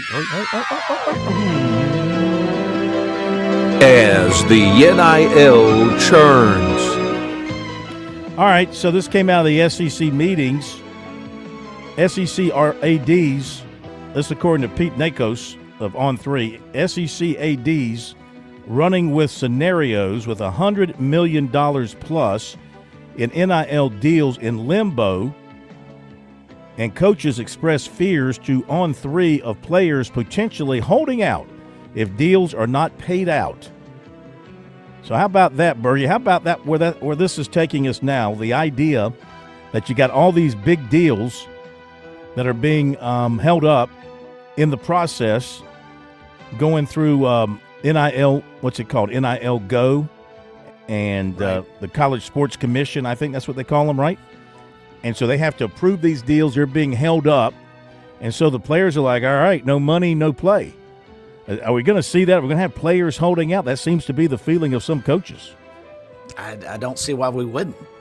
I mean, if the players are being, and I don't blame them here, if I'm being offered, $20 million to go play football at the University of Georgia, and then Kirby Smart comes to me and says, we couldn't get that deal approved after I signed to play there, yeah, you're going to have a problem with me. I'm probably going to sit out until you get it corrected, Kirby. Yep. Here's another story from the week. Men's college basketball has historically generated a profit. Alabama AD Greg Burns said that's changing. Quote, men's basketball programs are now losing money. Oh, boy. Oh, boy. And did we mention this last night? I found this very interesting.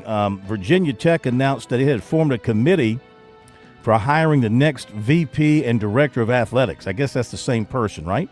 The VP, Correct. Director of Athletics? Yes. And a member of the board is the head football coach, James Franklin.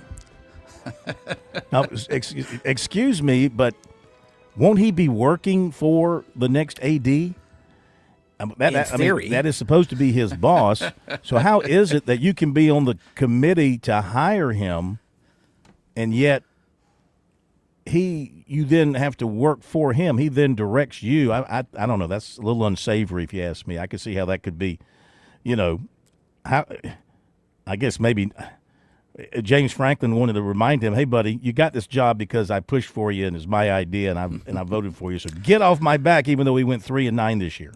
That's fascinating, certainly. But the second part is, if you look through all the people that are on this board, none of them have a connection to athletics at all, with the exception of Jen Irish, who is the faculty athletics representative. Wouldn't you want more people involved in the athletic department, aside from James Franklin, helping to make the decision to hire their boss?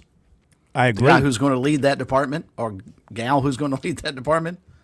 The chairperson is she's a retired chairperson. The person who's leading the committee, the chair of the committee, is Lynn Doty, an 85 graduate of Virginia Tech, and she's a retired chairperson and CEO of KPMG LLP. So, yeah, there's not outside of James Franklin and the person you mentioned, there's not a lot of sports-related experience on this panel. So good luck with that. All right, we'll hit the break, and Jeff Owens will be joining us in the Fast Lane coming up.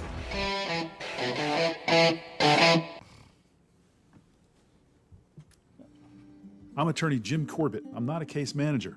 I'm a lawyer for over 35 years. I don't charge 40% for your injury in your wreck case or any on-the-job injury. Call 803-765-2968 and ask for Jim Corbett, or email me, jim@jimcorbettattorney.com, for the experience of a lawyer handling your injury case. Jim Corbett, 803-765-2968. jim@jimcorbettattorney.com. Put 35 years of experience to work on your injury case. There's a lot of things we take for granted in our lives. Your home's AC will run cool. Your drive-through coffee will be hot. And the car will start when it's time to take your kids to school. It's when things don't go as planned that you start thinking about who to call and where to turn. The good thing is, you can prepare for life's most difficult days by calling the Larry Lucas Agency today. Larry is a State Farm agent that has been taking care of people across South Carolina for more than 2 decades. You probably have insurance, but switching is easy, and bundling can save you hundreds or more. Most importantly, the Larry Lucas Agency can help you choose the protection you want at the price you want. All backed by South Carolina's #1 home and auto insurance company. Visit LarryLucasAgency.com today or give Larry a call at 803-799-1998. Like a good neighbor, Larry Lucas State Farm is there. Traveling can be the worst, especially when you can't find your favorite show. Well, don't worry. We've got the perfect way to keep up with everything happening in the Palmetto State when you're away from home. Just pull up the Chief Sports app on your mobile device, and you can listen live to Sports Talk. All right, welcome in, everybody. Sports Talk Media Network. So the next time you can't find us on one of our great radio affiliates, just log on to the Chief Sports app, the best way to stay connected with the Sports Talk Media Network. If you want to reach sports fans, there's no better place than the Sports Talk Media Network. We give your business exposure on over 20 radio affiliates across South Carolina, plus online at SportsTalkSC.com and on our growing social media platforms. That means radio, digital, and social, all working together for your brand. Our audience is loyal, engaged, and they trust what they hear from us. We partner with local businesses, regional brands, and anyone who wants to connect with real sports fans. From live reads and sponsorships to digital advertising, we'll build a custom campaign to fit your goals and budget. Ready to advertise with Sports Talk Media Network? Visit sportstalksc.com/sales-contact. That's sportstalksc.com/sales-contact. Sports Talk Media Network, advertising that reaches sports fans. There's people that go their whole education without having an African-American teacher. So when I received my lottery-funded life scholarship, I knew I wanted to choose a school that had the Call Me Mr. program. Their mission is to recruit and retain teachers to be those role models for students in underserved areas. And that's what I want to do for my students. More role models means a better South Carolina. And a better South Carolina means a better you. Visit SCEducationLottery.com/betteryou. I'm the best there is, plain and simple, and nobody can hang with my stuff. If you ain't first, you're last. I just got 3 things to say. God bless our troops, God bless America, and gentlemen, start your engine! Love it when it's forward, love it when it's fast, love it when the leader's caught, the pack is moving past, love it when the Boogity, boogity, boogity! Let's go racing, boys! Let's go racing, boys! Love it when they're drafting, love it when they slide, love it when the back's straight, the throttle's open wide, love it when they're making lots and lots of noise. Can't wait to hear these W's say. Boogity, boogity, boogity! Let's go racing, boys! Let's go racing, boys! Let's go racing, boys! Let's go racing, boys! In the Music City of Nashville Town this weekend, after the, well, not quite 600, I guess it was the 573 from last Sunday. Let's welcome in Jeff Owens. So great to have you with us. And, well, disappointing that they couldn't get the whole thing in. A tough weekend, of course, at Charlotte with everything going on with Kyle Busch and all, but then not able to finish the race. Double damper there, but hey, what can you say about the winner getting his first win there and a big boost to that race team? Yeah, you know, Phil, I heard a crew chief this week put it in such great perspective. It rained all weekend, a lot of sitting around and a lot of waiting, but he said that was actually exactly what the NASCAR community needed after the Kyle Busch tragedy, to sort of reflect, sit around for a while, tell stories, remember Kyle, reflect a little bit. And so I think they got a lot out of it. I think the fans did too. Unfortunate that it got shortened by rain, but, you know, what a tremendous story for Daniel Suarez to win that race. Such a close friend of Kyle Busch, and he gets out of the car and talks about how much Kyle meant to him and how he had really helped his career. I think it was a perfect ending, and you got to give him a lot of credit. You can say, we won it because it rained, but, he came back from 2 laps down twice, a lap down on 2 different occasions after a bad pit stop, put himself in position. His team made a great pit call. He holds him off, and he gets a break with Mother Nature. But, he earned it, and I think it was a great story and a great moment for the sport, particularly after what happened with Kyle. Yeah, for sure. Jeff, it's interesting you phrased it that way because I've always been curious, how does the driver who actually wins a rain-shortened race look at it? Do they see it as, but I didn't finish the race, or as, heck, we did what we needed to do to claim victory. I'm not giving it back for anything because it's so hard to win a race in NASCAR. Mm-hmm. Yeah, I think that's it. I think if you win one, however you win it, you've earned it because they are so incredibly difficult to win. And it comes down to sometimes you just got to be smarter and make the right call, and luck falls your way. In this case, yes, that happened. There was a little bit of that, but, he raced his tail off, and he came through the field, and he put himself in position for his team to be able to make that call. And then when they made that call, he actually held them off there for a little while. And then he got the break. So I think he earned this. I think it just comes down to circumstances. I mean, we've seen guys who basically did nothing and lucked into a win. And in that case, I think, there comes an asterisk with that one. But I don't think that was the case here. I think he went out and took advantage of a good opportunity, and he put himself in position to take advantage of that. So I think he earned this one.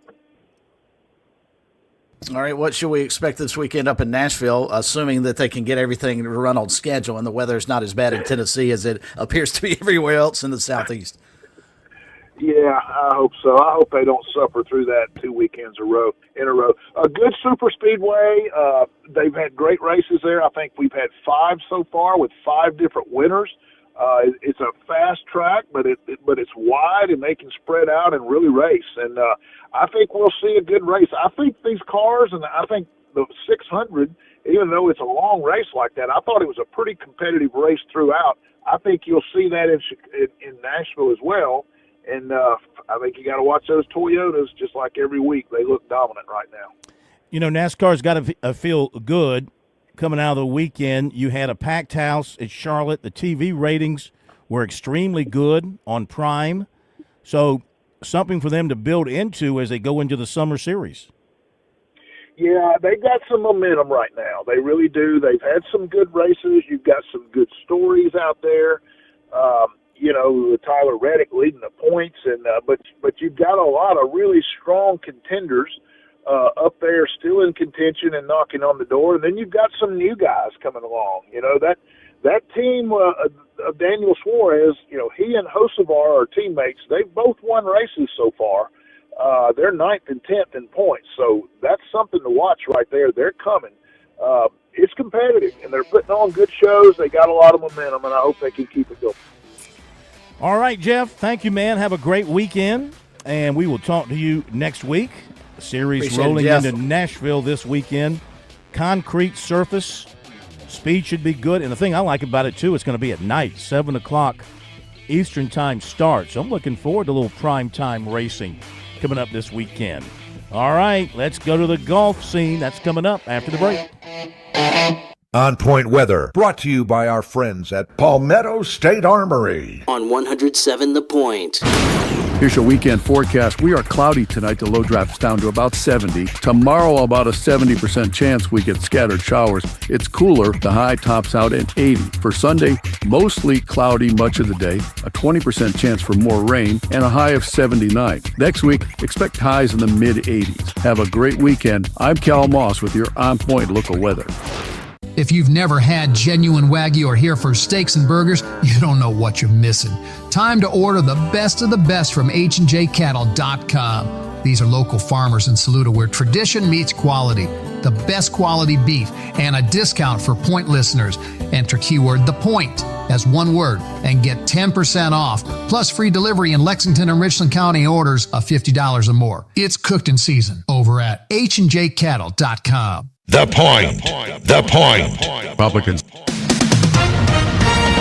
With SRN News, I'm John Scott. President Trump still pondering moving forward with a deal to extend the Iran ceasefire and reopen the Strait of Hormuz. Romanian authorities say a Russian drone that was part of an overnight attack on Ukraine crashed into an apartment building in eastern Romania. 2 people with minor injuries, several were evacuated.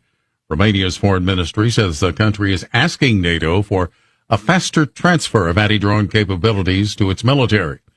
Rescue divers in Laos have safely evacuated the first of 5 villagers trapped in a cave for over a week.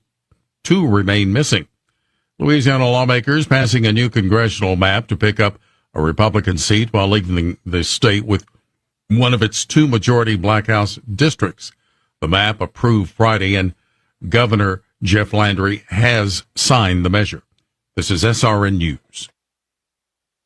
These days, it seems like every roofing company says they're local. But here's something most homeowners don't know. In the last couple of months, 5 roofing companies in the Midlands have been bought out by venture capital firms from out of state. The trucks may still drive around your neighborhood, the ads may still say locally owned, but the truth is, the people making the decisions, well, they're answering to the man in another state. At Bergen Roofing, they answer to someone different. You, the homeowner. They're locally owned, locally operated, and they're man enough to stand behind their work with a detailed 31-point roofing inspection checklist that ensures that your roof is done right. And here's something you don't hear much anymore. They won't take a penny. Well, all right, they don't even make pennies anymore, but they won't take a dime until you approve the finished job. That's the Bergen way. No corporate investors, no out-of-state bosses, just honest roofing done right. If your roof needs repair or replacement, call the company that answers to you. That's the Bergen difference. Truly, your neighborhood roofer. Call Bergen today, 798-ROOF. That's 798-ROOF. Hey y'all, this is Ted from Flight Deck Restaurant. We'd like to invite you and your family to dine with us. We have a great menu that's sure to please your whole family. We have fresh cooked burgers, big juicy wings, blue plate menu featuring country cooking, oven baked hoagies, fresh crisp salads, authentic Greek food like gyros, souvlaki, and baklava. We also carry 20 different premium cheesecakes and pies. Flight Deck Restaurant also has an arcade with 30 different games like Star Wars, Batman, Skee Ball, Bass Wheel, Pac-Man, Galaga, and so much more. Flight Deck, your favorite family restaurant. Thanks y'all and God bless. Stranded on the roadside? Don't stress. Call Schroeder's Towing. Day or night, rain or shine, our expert team is ready to help you through any car trouble. Flat tire, an accident, or a dead battery. With top-notch trucks, we'll safely tow anything from compacts to semis. Your safety and your vehicle security are our top priorities. Save our number now, 772-7930. Schroeder's Towing. There when you need us most. 772-7930. Schroeder's Towing, Columbia's finest and fastest hookers in town. How does a car repair shop last in business for over 50 years like Sudeth Automotive? By providing affordable, reliable, and honest auto repair.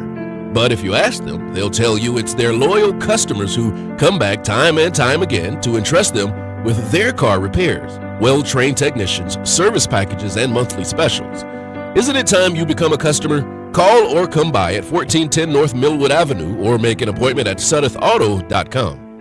Spring is the perfect time to make sure your home stays comfortable. For over 12 years, Sweet Comfort Services has been proud to serve Columbia as the best small family-owned heating and air company in the area. Whether you need repairs, a new installation, or preventative maintenance, our trusted team has you covered. We install dependable systems from Goodman and Train, and if you have a quote from any licensed HVAC company, we'll match or beat their price. Call 803-331-8143 or visit sweethvac.com. Sweet Comfort Services, keeping Columbia comfortable. 4 straight down the middle. It went straight down the middle. Then it started to hook just a wee bit. And that's when my caddy lost sight of it. That little white pellet has never been found to this day.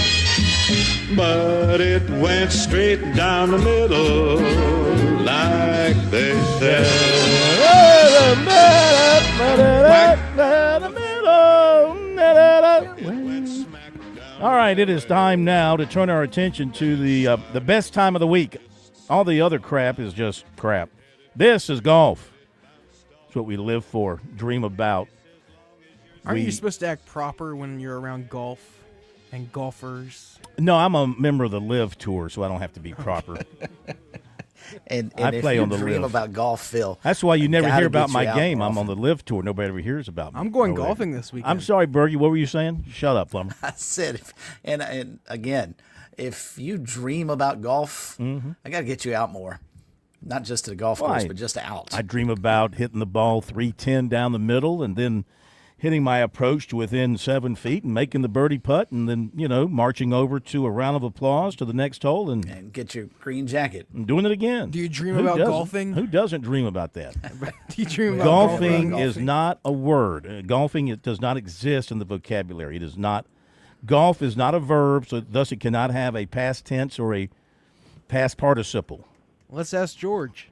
Let's welcome in George Bryan III and our instructor, Larry Maddox. Before we do that, let me update the scoreboard so they'll know what we're talking about on some things here. Welcome in, gentlemen. We have the Charles Schwab Challenge taking place on the PGA Tour, and it is Jordan Smith at 10 under after a pair of 65s. Then we got a bunch at 9 under. Michael Thorbjornsen, Ryan Gerard, Brian Harmon, Hideki Matsuyama. Nobody challenging 59 this week, unlike last week where everybody, if you weren't shooting near 59 last week, you just weren't playing good golf. Locals, Mac Meisner 7 under after a 67. Andrew Novak is 6 under after a 65. And Lucas Glover's 2 under after a 68. Kevin Kisner's playing in this tournament. He's 1 under after a 72. Brian Campbell +2, Trace Crow +3, and Ben Martin +9 did not make the cut. Justin Thomas at 4 under after a 67, and so he'll be around for the weekend. The cut came in at -2. And then the Corn Ferry Tour, which I am a major contributor to. That's why that's the corn part. Corn Ferry Tour. So Jeremy Paul, 63-64, he's 13 under. This is the UNC Health Championship. So playing this somewhere in North Carolina, probably Chapel Hill. Alvaro Ortiz is at 11 under after a 62. Top of the leaderboard. Doc Redman, winner last week, 5 under after a 70. Trent Phillips is 2 under after a 69. Matt Atkins is 1 under after a 71. Bryson Nimmer is +3 after a 73. Carson Young is +6 after a 76. Matt Neesmith +7 after a 74. There you go. Let's welcome in the guys. George, good evening. How are you? Oh, a lot better now because that focus on the Corn Ferry Tour is going to be a lot more fun because I look down the leaderboard on the PGA, not sure if it's the third, second, or first tier. I'm not sure, so I'd rather keep up with the Corn Ferry Tour. Yes. And let's get Instructor Maddox to the tee. Come on in, Instructor Maddox. Welcome. I don't know if I'm ready for the first 3 minutes of the show that I've heard, but I'll do my best. Well, Larry. You got to mix it up. You got to jump in. You got to be ready to play. Larry, I got to ask you a question that's near and dear to my heart. I mean, I argue this all the time. I don't believe that golf is a verb, the word golf. I mean, like, it is not a golf. It's not a verb. People say we play golf. We do not golf. Thank we you. do not go golfing. Thank you. There is no argument. Thank you. People want to use somebody says that. People want. Yeah, go ahead. Somebody says that they don't play golf. That's right. So golf is actually a noun and a verb. By the way, can't be both. It is not a verb. It actually is. People that say golfing, they play golf in their sneakers. All right, and they buy their putters at Walmart. And long pants. I mean, and jeans. I just hate it. I hate when somebody says, "You going golfing?" No, I play golf. I don't go golfing. I'm sorry. Go ahead, Larry. No, I'm with you. I've been adamant about that for years. Kind of being a traditionalist, but no, we play golf. Golf is a great game, but there is no golfing. So yep. Well, speaking of some golfing news.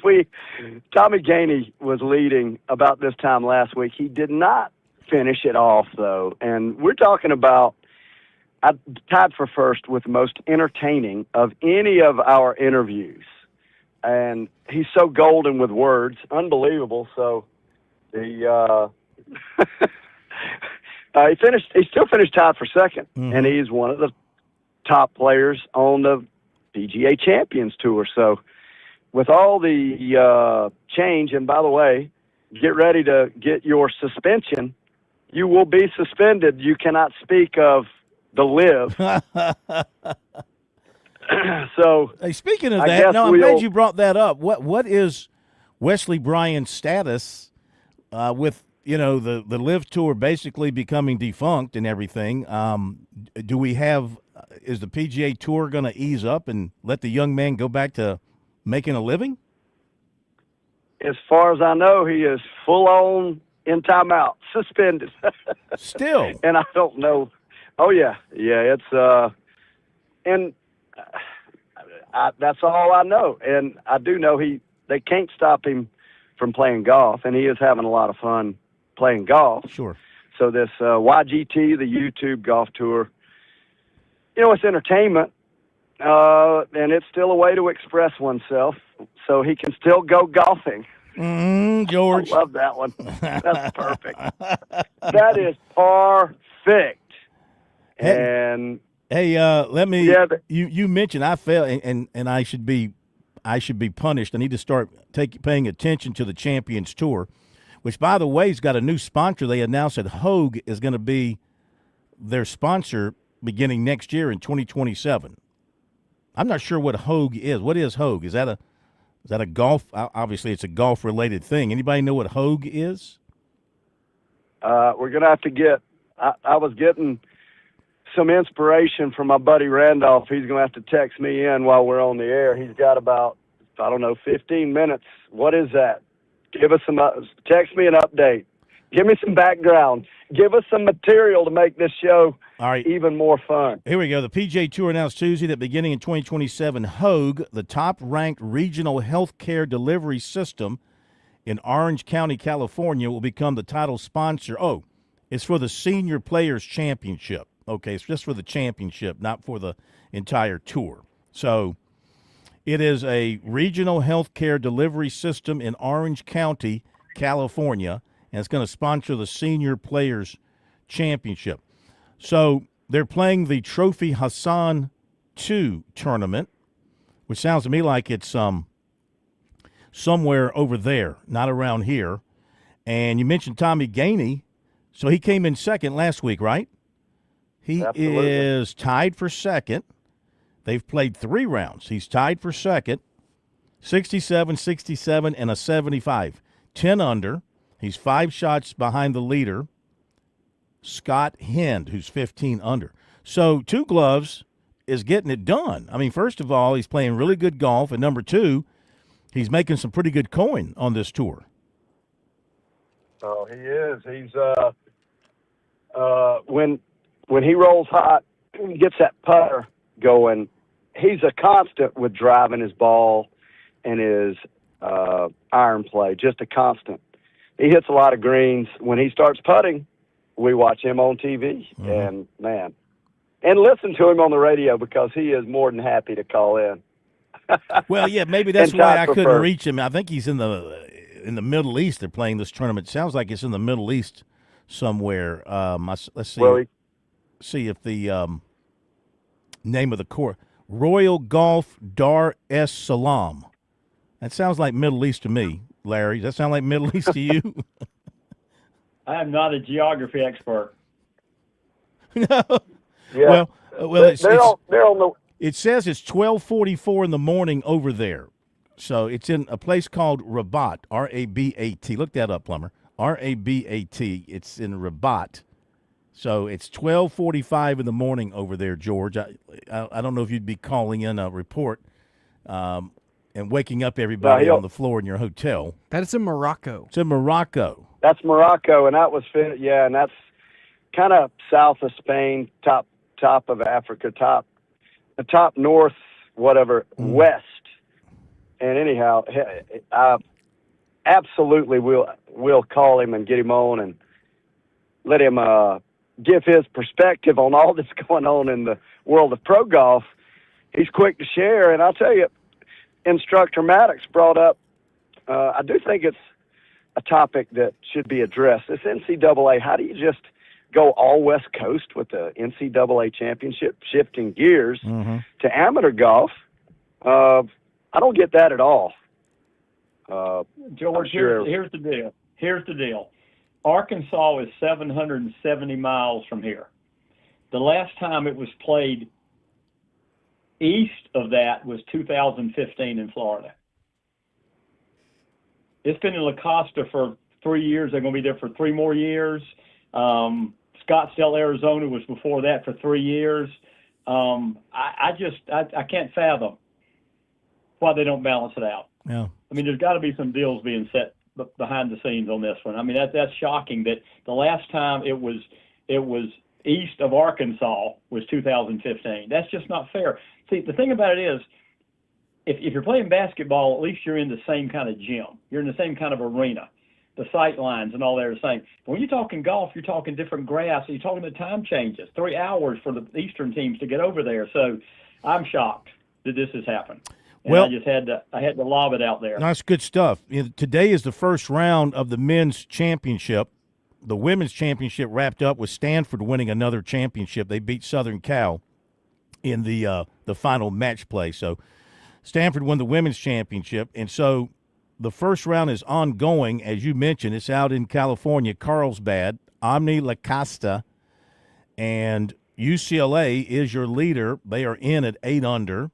In the clubhouse, they're leading. Auburn is on the course at 6 under, and they're playing holes 14 through 17. Texas is next at 4 under, along with Pepperdine. North Carolina is 5th at 3 under, and Duke and Arizona are tied for 6th. Duke is in at 2 under. Arizona's on the course at 2 under, and San Diego is in at 2 under to be tied for 6th as well. Vanderbilt is -1. Oklahoma is -1. They're tied for 9th. Arkansas is even. Arizona State's even. They're tied for 11th. Florida is 13th at +1. Virginia is 14th at +2. So that's about half the field there. Florida State is 30th. That's in last place at +19. So there you go. And they've got. Well, we always have our intel, and I'll just say, Randolph just sent me a quick message and says they're trying to create the same idea as what's happening in baseball, Omaha. Well, tain't gonna happen in my opinion. Not in golf. Yeah. Golf is not baseball. And let me tell you, it's a little bit like there for a bit. The U.S. Open was only going to be in the Northeast. And I'll just say college golf. There's a way to make it more interesting, and maybe they're figuring out exactly how not to, because there's not many eyes going to be on that event. You can go do all the analytics you want, and they'll spin them and twist them. I don't care. I will watch and see how it turns out, if they're available. But well, and by the way, yeah, Stanford and Southern Cal are excellent programs. They could contend anywhere in the country. They were the final 2 teams playing in California. So I'm not giving up on this one. This is unacceptable. And right now you got UCLA. I mean, as far as an East Coast team, somebody who touches the Atlantic Ocean, the only you got 2 teams. You got North Carolina and Duke. They're in the top 6. Everybody else in the top 10 is West, or there's Vanderbilt, which is Nashville. But the only ones along the Atlantic coast right now are North Carolina and Duke. I think y'all might make a great point. I mean, you mentioned the grass, the type of grass. Is it the type of layout or the type of conditions, or is it travel that makes all the difference? I know these teams from the East go out real early to get used to conditions out there, but what makes the difference in your minds? I think all the above. Everything you just said has a percentage involved in it. Obviously, the terrain, the feeling of the land and all that, but it's just, and right off the bat, picture this. If golf is not a big spectator sport, but picture the families wanting to go watch the teams play. You're going to have many more people, and there's not big crowds at these tournaments, but you're going to have many more people supporting those teams than us guys over here 3,000 miles away. So it's just all these little check marks you keep adding up, keep favoring the West Coast teams. No question. And it is going to favor those. It's kind of like if you were to have the championship in the Southeast on Bermuda in June, I can tell you that those West Coast teams, they're not going to contend as fluidly because the Bermuda, now that nothing more difficult than the Bermuda, especially the greens to read, the Kikuyu and all the mixes that they use on the left coast. I mean, it's beautiful weeds, but late in the afternoon they change, and that's weeds on steroids is the left coast. Nothing true about those greens. So, and that's what they are. They're blooming weeds. Mm-hmm. That's what it is. I think I'm nominating Selena to host the NCAA championship. I'm nominating Selena. Well, I'll tell you what, we'll take it to the committee. Hey, and I'm not sure how much leverage you'll have considering you're suspended now. And there's in Striker Maddox, we had some. We're gonna shift gears and get this going in a summer direction because late in the evening, I mean, there is still almost enough time to get in 9 holes walking if you can play fast, especially if you're playing somewhere like Aiken Golf Club or Palmetto, Camden, somewhere like that. There's no question. So, Instructor Maddox, we were talking about some of the things that we can do to pass along and share with those listeners how they can play better in the summer. Well, absolutely. We talked about that, and this is really the couple of notes I made were not related to summer. It's related to the whole deal. I mean, obviously the days are longer. People can be playing golf right now, but I'm just going to tell you like 3 things that I've just continued to see over and over and over. When most golfers go to a practice area, they just bash golf balls so quickly.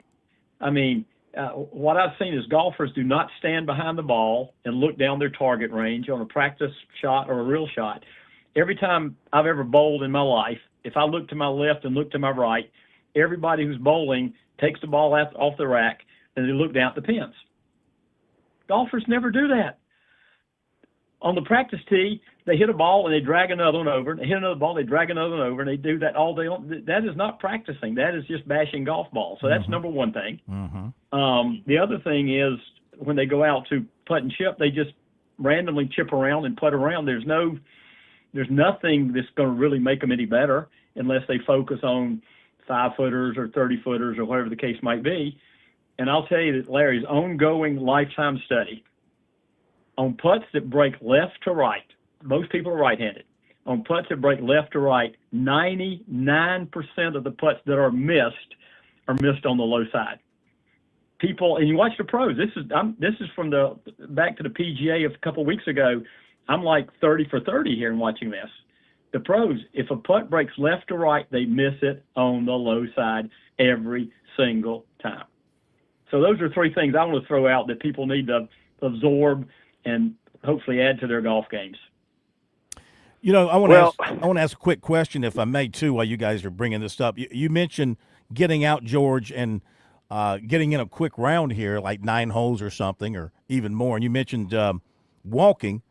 I was wondering, since you brought that up, like George, Larry, what's your favorite walking course in South Carolina? Do you have one that you just love to put the bag on your back or pull it, and it's just your favorite walk of a golf course in South Carolina? You go first, Larry.